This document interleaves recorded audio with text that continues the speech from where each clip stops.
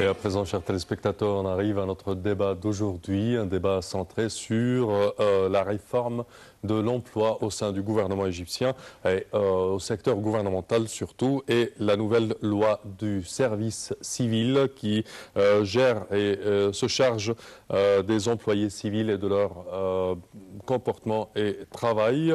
À présent, cette loi est en phase de préparation, de modification, la loi du service civil. Et pour mieux parler de cela, nous avons le plaisir d'accueillir aujourd'hui Madame la conseillère Dr Dalia Magdi Abdelghani, qui est chef de parquet administratif. أهلا بحضرتك يا فندم.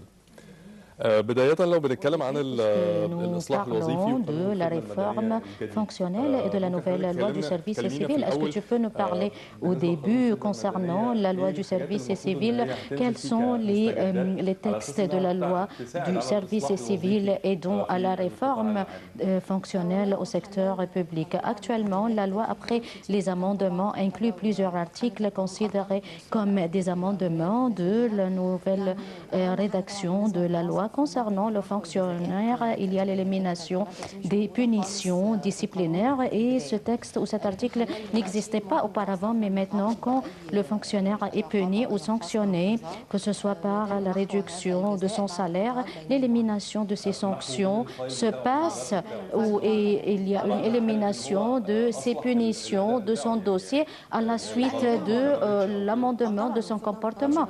Et donc il y a une durée qu'on doit respecter. À la suite de cette durée, on peut éliminer les sanctions imposées sur le fonctionnaire et son dossier devient intact sans aucune punition. Concernant les primes, donc le taux de salaire s'est accru. C'était au début 2,5%, mais maintenant c'est devenu 7%. Excusez-moi, c'est 5%. Et les primes étaient 5%, donc il y a également les primes de distinction scientifique est devenu 7%. Les lois d'encouragement ou les primes d'encouragement se sont accrues et cela est préférable pour le fonctionnaire. De même, il y avait d'autres compétences pour le directeur direct ou pour les hauts responsables ou pour le département de la supervision, c'est-à-dire que le directeur direct peut réduire du salaire du fonctionnaire 10 jours. C'est maintenant devenu de 3 jours ou 2 jours. C'est mieux pour le fonctionnaire public. Il y a d'autres outils qui peuvent en cas de la baisse de la performance ou de la faiblesse de la performance du fonctionnaire. Oui, le fonctionnaire est sanctionné. Au début, les sanctions étaient 10 jours qui peut être gérées facilement par le directeur et il y avait une liberté octroyée au directeur qui évalue l'erreur commise par le fonctionnaire, mais maintenant c'est 3 jours seulement pour une seule fois.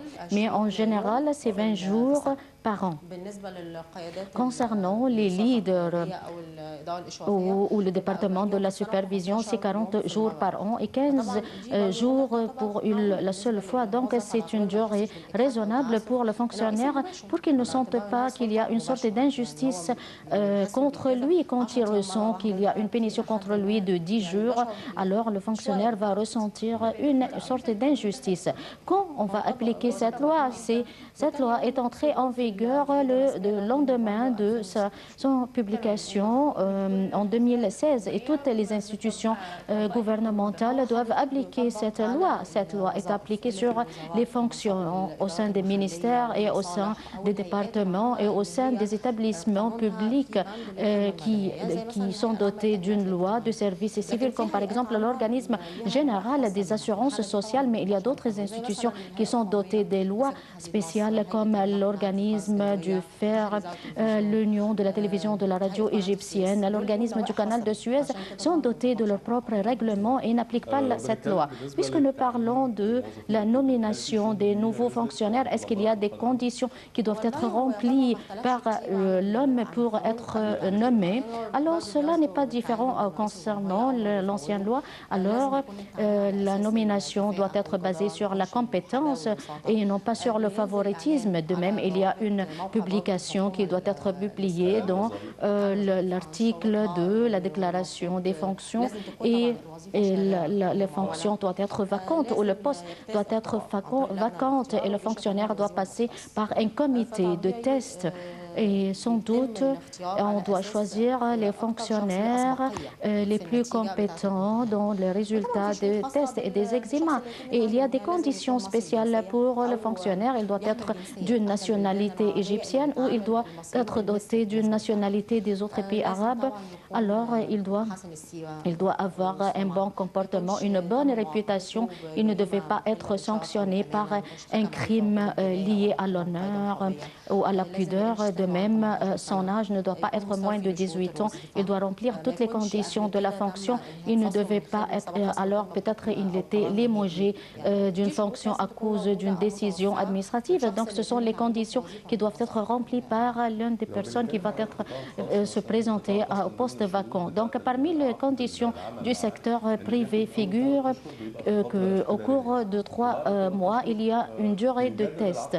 Et ensuite, on renouvelle le contrat par an, de manière que le fonctionnaire s'intéresse à améliorer sa performance au cours de son début, de sa carrière, pour atteindre ou pour être à la hauteur de sa fonction. Est-ce qu'on applique de tels systèmes au sein de la loi du service civil? La personne qui est recrutée, alors il doit être 6 mois sous test ou sous épreuve. Et si on prouve qu'il est incompétent, on peut le limoger sans aucune procédure. Il peut être limogé directement sans aucune procédure. Mais concernant les hauts responsables et les leaders, on n'applique pas cet article sur les hauts responsables, c'est-à-dire qu'ils ne doivent pas être mis sous test pour 6 mois. Mais le premier fonctionnaire ou le nouveau fonctionnaire qui va commencer sa carrière doit être testé au cours de 6 mois. Et on va écrire dans un rapport ou son dossier qu'il a échoué. Non, il n'a pas de dossier.